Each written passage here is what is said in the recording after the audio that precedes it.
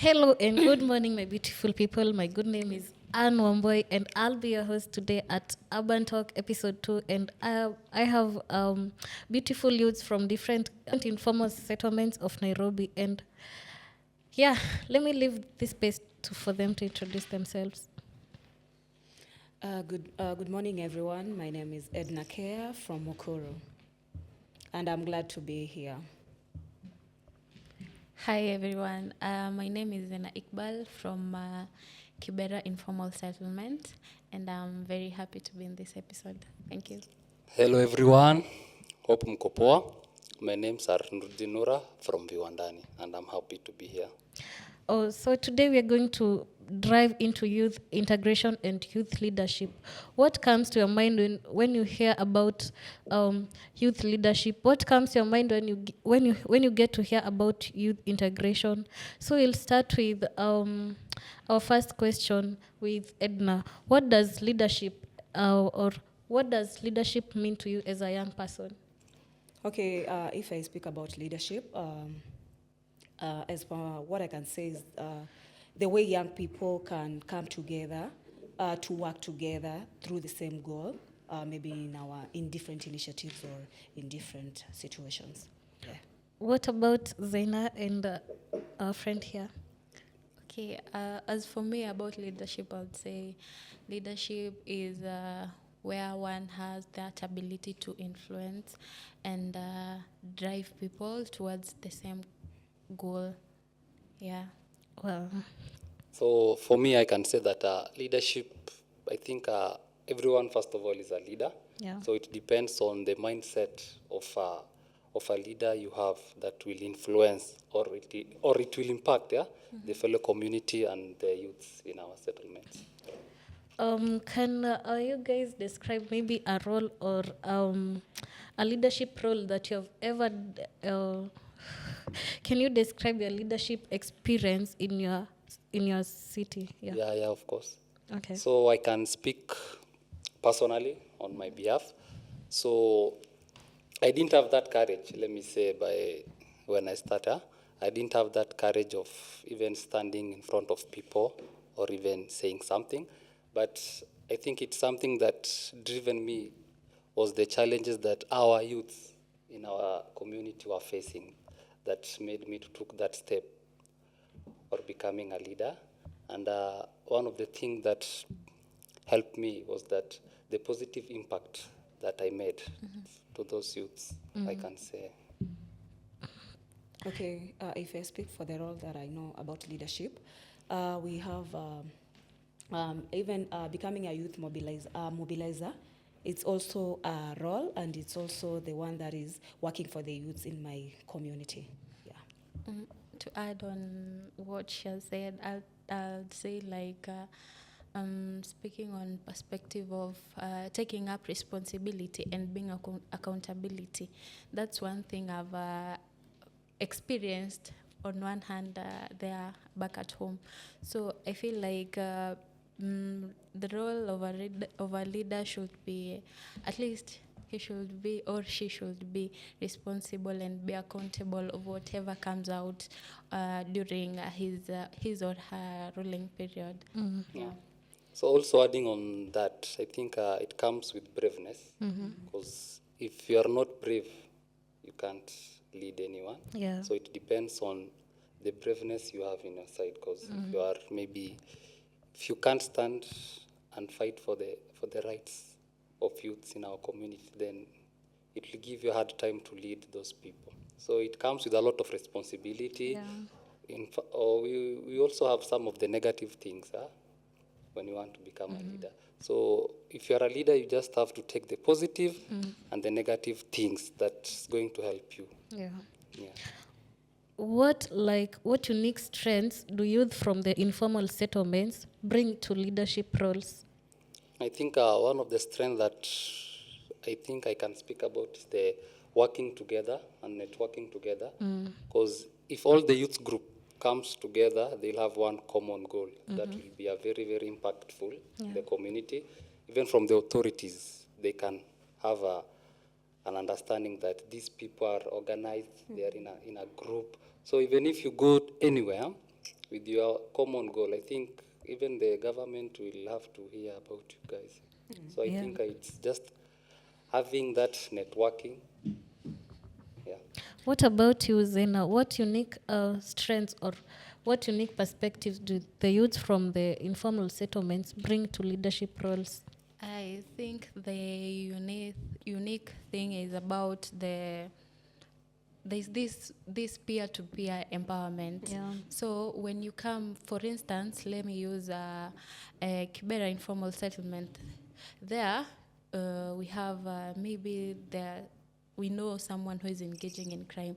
So you can find a certain youth coming out and saying and starting to have that conversation with the other youth to spread out the effects of crime, effects of using drugs. So I think the uniqueness is that peer-to-peer empowerment, of which it has led to a very, very, very big growth.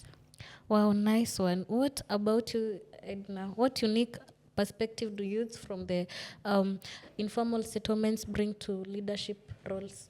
Okay, the unique strength youth bring to the table is that they are go-getters. Yeah. You know, when they come together in the society or in the community, you find that they bring something on the table and they bring solutions to the problems they are facing. Yeah. And they also know how to cope with the situation they are having in the community. So you find that they go up or they come together to support and empower each other to bring up out a positive change. Wow. Yeah. Now we want to get to youth integration. What comes to your mind when you hear the word integration, or you feel like you get to know this statement, youth integration in the urban informal settlements? Okay, what I can speak about integration is just the innovations that our young people bring out through different initiatives, different CBUs.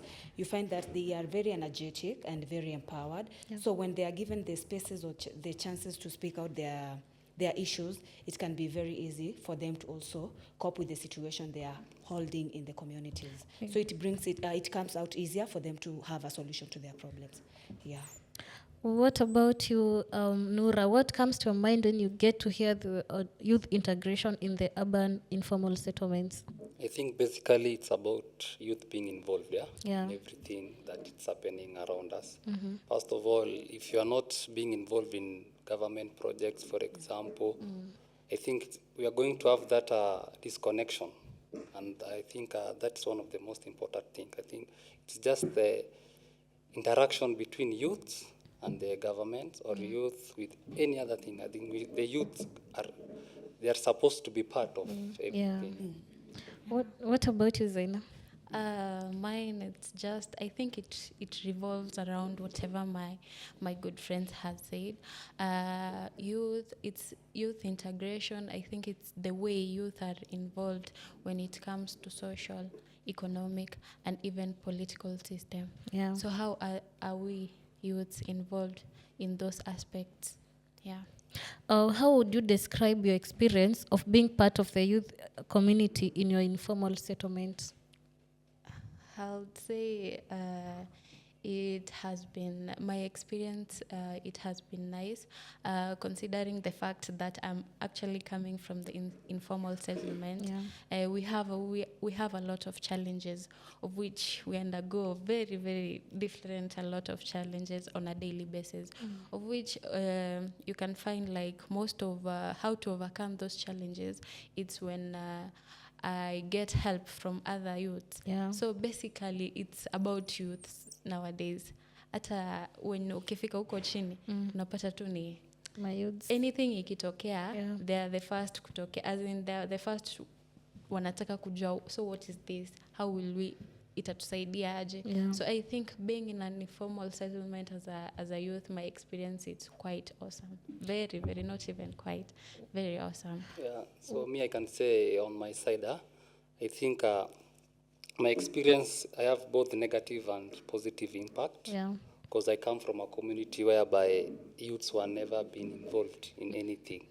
So the moment I stand up and starting to lead these initiatives, so it was a challenging for me because most of the older the older people. So they thought that everything was supposed to be led by them. So they never thought that a youth can lead or a youth can be in any meeting. So it was a challenging for me, and also I took it as a challenge and also challenged them that even us as youth, we can lead, we can organize, and we can empower ourselves. So I think that's one of the things that came out of my side. What about you, Edna? Give us your experience of being part of the youth in your community. Okay, as for my journey, I can say it was not a bit easy or it was not a bit hard. Because for the starting, it was a bit hard because, engaging with young people, you yourself, you're still young.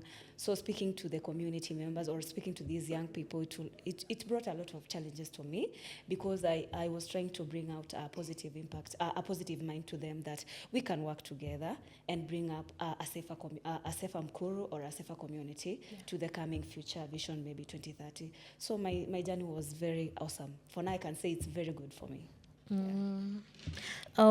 Why is youth integration important, especially in the urban informal settlements? Let's start with you. Okay, I can say youth integration in informal settlements, it gives out youth the energy and the courage to work together, and also it improves their ability to understanding what is happening and what is coming together for us. So I can say youth integration is a very good and a common thing in the community. So working together brings them all together for the future to be bright for them. Yes.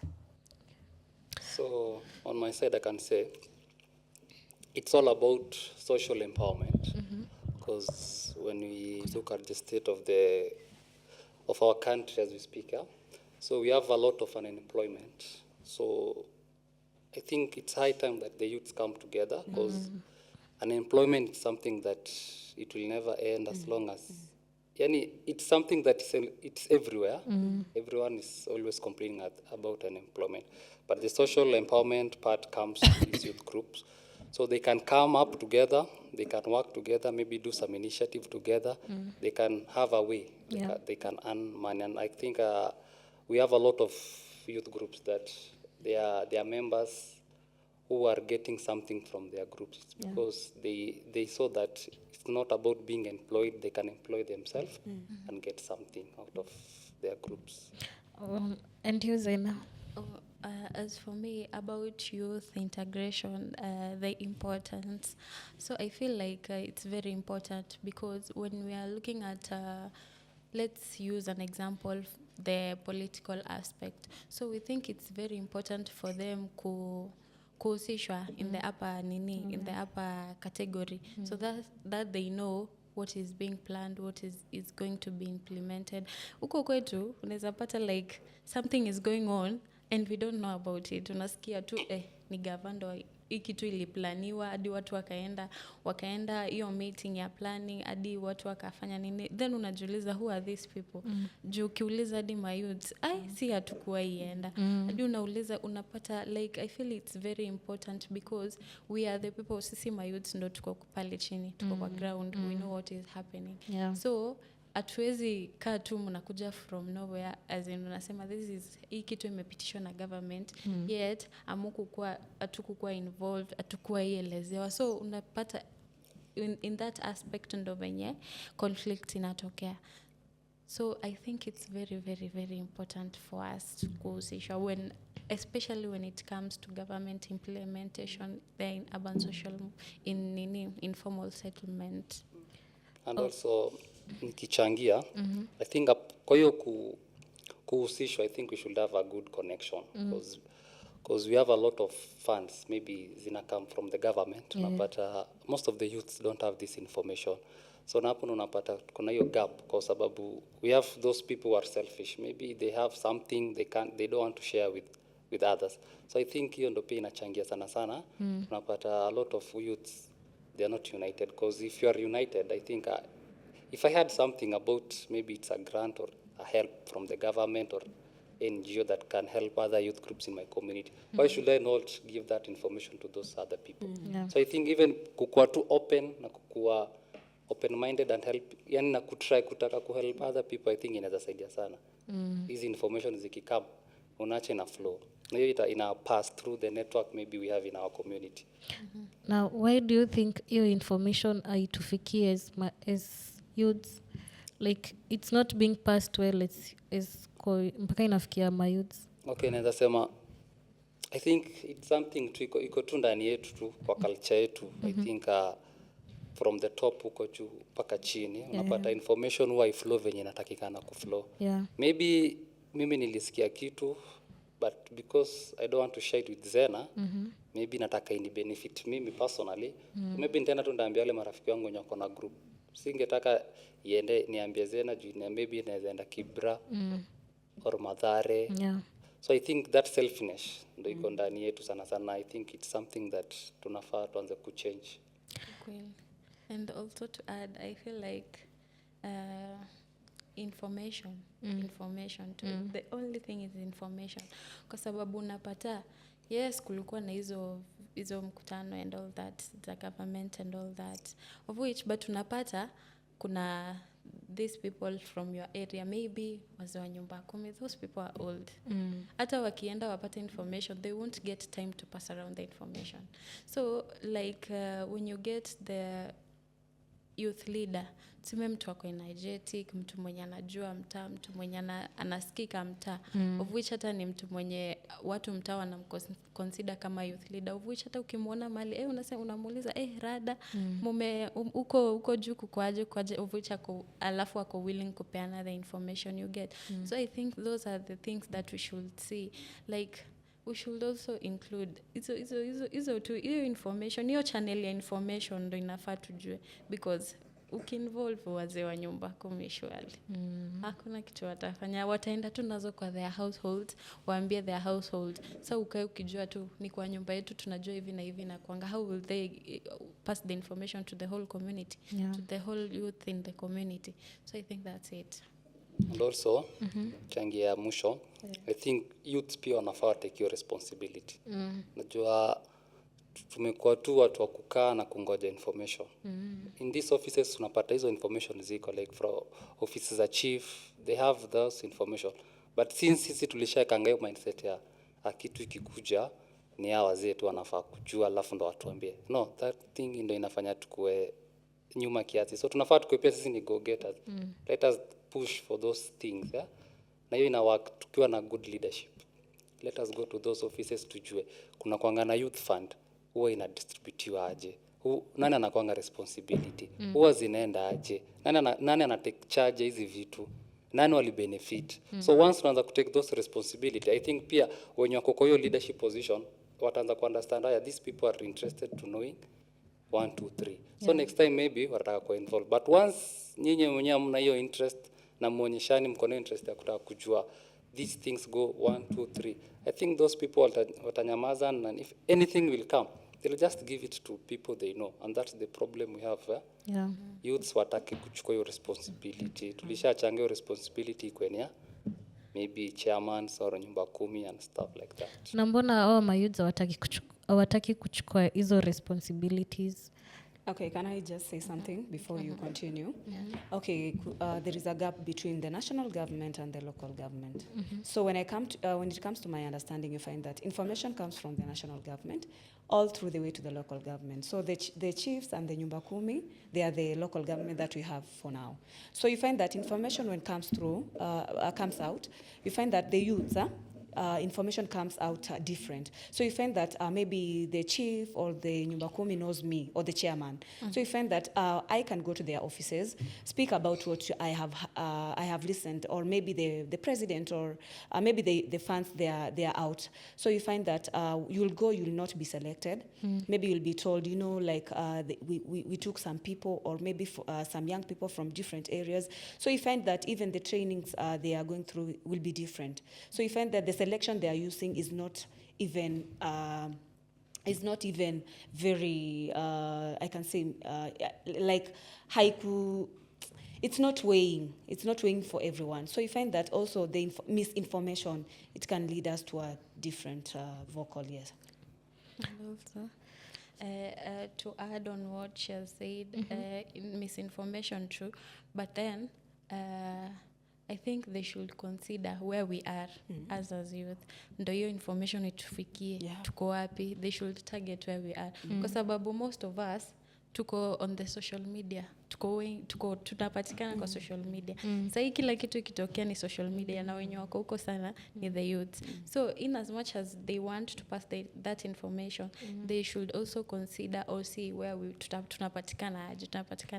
Kwa sababu ukisema uwezi weka posters around, hakuna youth atatokea. But the moment kitu imeanguka pale, tuseme for instance TikTok, X, hiyo itaenda viral na kila mtu ako like, unajua sisi mayouth tuko tu all over the social media, tutajua and we will know and we will show up. For example, the grant, the Nyota thing, it was all over the social media. Yeah. So that's why so many youth wali apply. And I think they should, watu tafute mali tuko. Hatuwezi kuwa hivi tu kwa mtaa. Hatuwezi, siku hizi tulishatoka mambo ya posters and all that. Yeah. Tuko on the social medias sana. Okay. Can I add something? Yeah, sure. Before you go to the next question. So what I can say about maybe something to do with the leadership maybe structure. So what I can just say is that when there is information, let's all the youth be like engaged. When there is information, don't look for nyumba kumi, because mimi nimekaa mtaa, I know these people. Yeah. So when there's information, hata kama ni funds, if it is not grant for the national government to announce, haitungejua. So it will be selective. Ungepata maybe some people wanaitwa hata from different destination, na you find that hatupati ile right yetu yenye tunataka kama mayouth. So I can just say let us be, tuweke kwa decision making table so that it can be easy for us. Yeah. Our next question is, you share a time where you led a team or a group of youths with different skills and or cultures, and how you did it. Yeah. Maybe you had a session or something, ulikuwa na session, ulikuwa na forum, and then uka involved my youths wako na different skills ama wako na different cultures.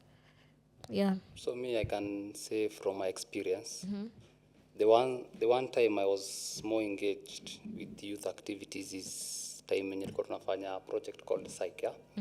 So when that project came, I think most of the youths ndio ilikuwa time yao wako kuanza kuform these youth groups. So nilikuwa so happy kuwa part of it, kwa sababu unapata most of the youth wako wanajua the importance of being in a group. So walikuwa tu wanafanya, kila mtu anafanya shughuli yake, kila mtu anataka kujua huyu anaendeleangaje, huyu anaendeleaje. But once walikam ku understand kuna power tukishikana sisi as a youth group tunaweza make impact in our community. I think under that project ndo nilikam kuona the impact of youth working together, because hata kwenda kwa hizo ofisi ilikuwa very very easy for us to access anything. Yeah? Yeah. So ilikuwa very very easy na ilikuwa very best for me. For me nilikuwa so happy, at least in a time in our community niliona my youths wamekam pamoja, wamewaka pamoja na walikuwa wanafanya. In fact, Kenya hata naweza sema ilikuwa na impact sana ni some of the places yenye ilikuanga imedesignatwa ni kama like ni place hatufai ku access. So through these youth groups kushikana na kwa pamoja waliweza kuchukua zile spaces, na sasa most of those spaces zimefanywa kaosh, zingine zimefanywa public toilet. I think ilisaidia cause these youth groups at least sai penye wako they are not idle venye walikuwa mbeleni, na hiyo ilikuwa ni because of the power of working together na kuko in a youth group. So most of them unapata through that car wash wanaosha magari, mtu anapata kitu through those public toilet wanazitumia, kuna income generating activity yenye inaendelea. Na ikuishia hapo, cause after that walikuwa tena hizo initiatives za ku make sure other youth groups they are in a youth group na wanafanya savings.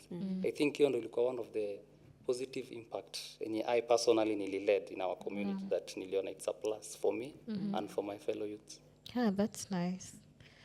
Okay, I can say I've been in different youth organizations or CBOs. Okay, I've been in an organization maybe inaitwa Nawiri Ladies CBO. It's an initiative whereby we came out, mostly it's for the women.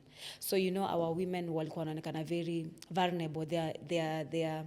Their talks, their speeches were not hazikuwa zinasikika. So we came out with the initiative. Through that nikajua like empowering each one of us or empowering ourselves together it could bring a positive change and a positive mindset to the community, also to the young people. So ulikuwa unapata like when there's something like to do with pads, you find that pads see only women, even the teens, the young women, unapata they are being distributed. So ulikuwa unapata it's very easy for us to come together and know that having a positive mindset can bring a big change to the community.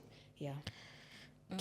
Okay, mi naweza changia hiyo, naweza sema like mayouth ukiwaleta pamoja, they just working to their goal. Yeah. Hawatambui any mali wametoka, sitambui ati wewe unatoka wapi ama wapi, we ni mkabila gani. They are free, they are working to their goal bila kubagua. Yeah, because we have tunakuanga na one goal na we all face same challenges. Yeah. Na I think me personally sana kenye ilinifurahisha on my side ni the civil education part yenye nililed, because my fellow youth wako wanajua, me personally pia sikuwa najua ya kumbe kuna this right and zingine tu hata ni petty two things, but mtu alikuwa anaona ni kama ni ngumu.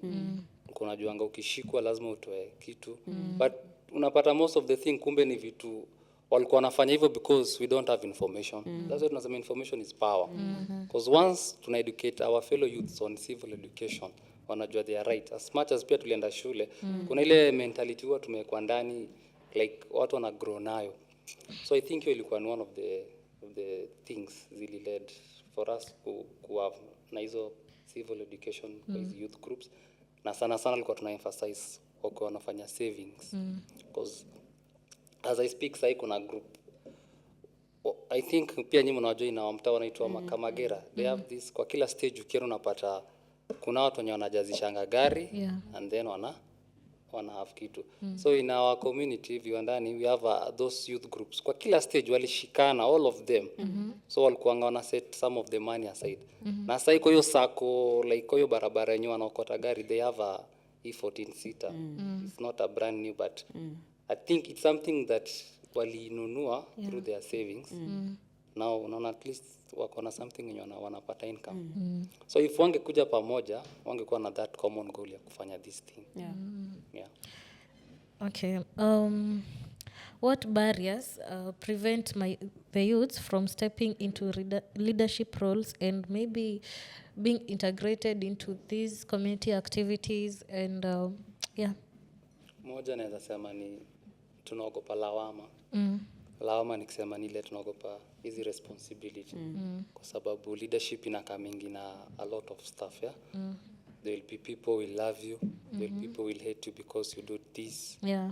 Kuna ile youth groups maybe unajua si kila mtu atakupenda in community, na hapo sasa ndo hata wewe mwenyewe utaona the test of leadership yenye iko ndani yako. Because maybe something inaweza come up, mambo leta youth groups mbili. Na you have 10 youth groups. So na kumeka decision to select 2 youth groups unaona inakuwa challenge. So kipelekwa maybe the others wataona wewe ni mtiaji, ulipeleka this group because of maybe unajuana nao. So I think hiyo ni one of the challenges, yeah? Tunaogopanga lawama sana in our community to take that leadership role in our community. So I'll say unaweza pata ni spaces. I think ni spaces kwa sababu unaweza pata kuna some certain place the elders ndo wana lead forever, ndo wana lead, alafu they don't want kukubali the fact that they've been there for so long, and it's high time they step down for the youth to take place, kwa sababu wanaona ni kama tutafanya vitu ziende, you know, venye wameogopa with the Gen Z uprising. So wanaogopa like hapana, we need to be here, watabadilisha everything, how will we benefit? Because it's not, wameiweka ni kama ni wao ndo wana benefit, it's not about the other thing. So venye wao wata benefit ndo their consideration, but they don't consider that we the youth are the one wenye tuko kwa ground. Unaona, alafu ndo unapata like inaleta hiyo gap between those people wenye wako huko juu wako the leaders and the nini, because our pay space. I mean, wakitupea space we could do more than they even imagine.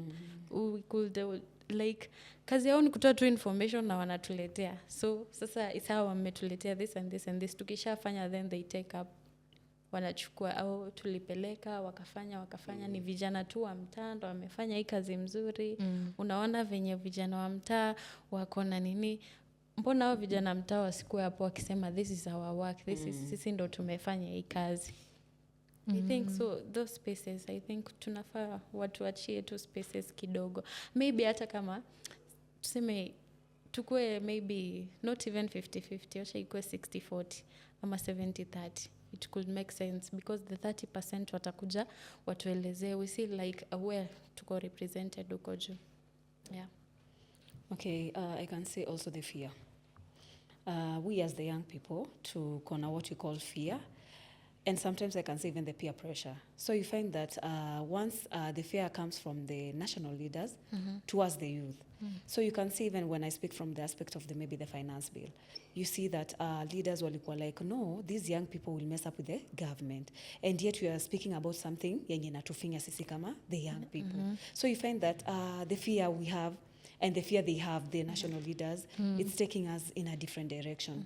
So what I can just say is that they can just understand we young people have different aspects and we have different different visions in our country or in our communities. So watupatie the chances and the spaces also to speak what we feel it's vibrant to us. Yeah. And what I have something to add. Nimekumbuka actually. Yeah. Unajua sisi ukweli tu usemwe, tunataka do. Yeah. So tukiambiwa like ukijua hii pahali haina pesa hatutaenda. Yet it's a good thing, it's like unaongoza, ni kitu yenye ukikaa hapo you'll be perfect for it, but since haina pesa, why should I be there? So to change us as youths, tunafaa to change your narrative, like kila kitu ni do. yeah. For real, Exactly. tunataka pesa, hiyo ni ukweli. Kila mtu anataka Jo hata unaweza pata hata hizo mkutano za gava atutokee juu hazina pesa. Tutaenda kufanya nini hatuna pesa? Si nibaki tu mtani nikiaso. So that's the mindset yenye most of us youths tuko nayo. Yeah. Ni advice gani mnaweza taka kuambia mayouths wenye wanataka kukua leaders na wenye wanataka kukua part of kukua involved kwa hizi activities za communities na pia hizo za gava and everything, yani wakwe tu involved kwa hizo activities that I think my advice tu ni moja. Think ni kuwork pamoja na kukuwa na very strong network. Yeah. Na tukuwe na same goal, yeah? That is change. Change kwa economic empowerment, kwa social, and everything within our community. Once tuko hapo, I think zile vitu zingine zita flow. But once hatuna hiyo structure ya kuwork pamoja, if siwezi work na youth from Mathare, siwezi work na youth from Kibra, siwezi work na youth from anywhere else, then hata siwezi work na youth from my place. So tunafaa tukuwe na that mentality, that tunafaa tukuwe na a very strong networking. Yeah, my youths, especially if you are coming from your informal settlement, tunafaa tukuwe na that unity. unit. I think that one is very very good for our young people. Na itakuwa na hiyo empowerment. Na sana sana kuna hiyo empowerment huwa tunaweka kando about the girl child, yeah? Au pia wanafaa kuwa involved kwa anything yenye tunafanya na community, kwa sababu huwa tunawekanga hiyo notion ya huyu ni young mother, so afai kuwa Nafaa kuwa analea community, anafaa kuwa analea mtoto wake. Tunafaa to change pia hiyo mentality, because youth ni youth, either you are a male or female, you are a youth. Na tupatiwe those platform na tuweze kuwork pamoja. Yeah, nice. Okay, what I can say on that, just to give out my insights, is that let us young people be self-driven with our passion, actually. Because if you're coming from informal settlement, you should have the mind that, okay, I have a change to make somewhere.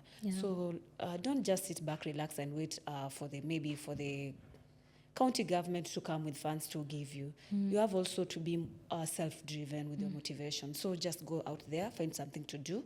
It's not like lazima ukuwe umeajiriwa ndio ukuwe like you can get some cash. Young people wanajituma, you can even open up your business and find some cash to put on the table or something to put on the table. So let's just be self-driven with our passion, and I know everything will just come out very positive and very good. Yeah. Okay. For me, I'll say let's speak out, tuendelee kuongea, and we be on a common ground. Tusimame, like this is our stand as youth. Hii ndo tumesimamia. At anything hata ikuje, come rain, come storm, tusimame tu hapo.